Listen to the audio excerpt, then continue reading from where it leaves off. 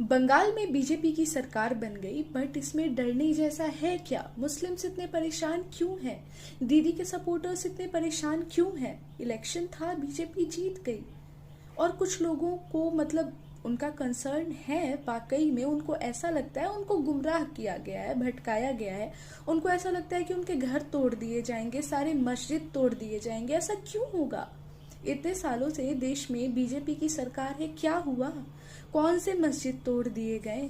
किसको बाहर से बाहर निकाल दिया गया? कौन से मुस्लिम को तड़पाया गया? सारे नौकरी कर रहे हैं, पढ़ रहे हैं, खा रहे हैं, पी रहे हैं, ठीक से हैं। कौन सी दिक्कत हो गई? तो बंगाल में भी अगर बीजेपी की सरकार आ गई तो क्या प्रॉब्लम है?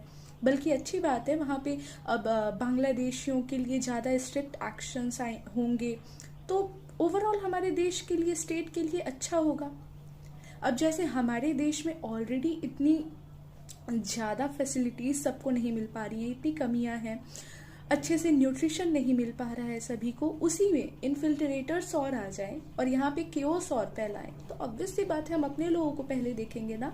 और उस अपने लोगों में हिंदू, मुस्लिम, सिख, ईसाई सब भी आते हैं जो हमारे देश के हैं। तो आपको डर क्यों है? आप बांग्लादेश से नहीं आए हैं, आप भारत के, आपको क्यों डर है? अच्छा, एक बात ये आती है कि बुलडोजर चला दिए गए भाजपा की सरकार में। किसके घरों पर बुलडोजर चले, ये तो सोच के देखो। उन्होंने किया क्या था? और क्या सिर्फ मुस्लिमों के घर पे चले?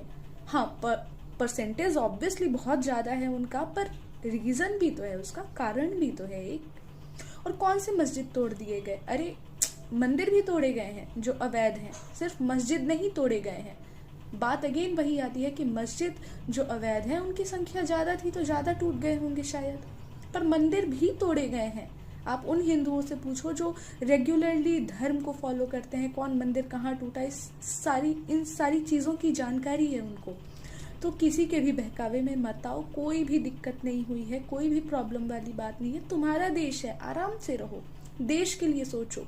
कोई तुमको क्यों निकालेगा? कोई तुमको क्यों भगाएगा?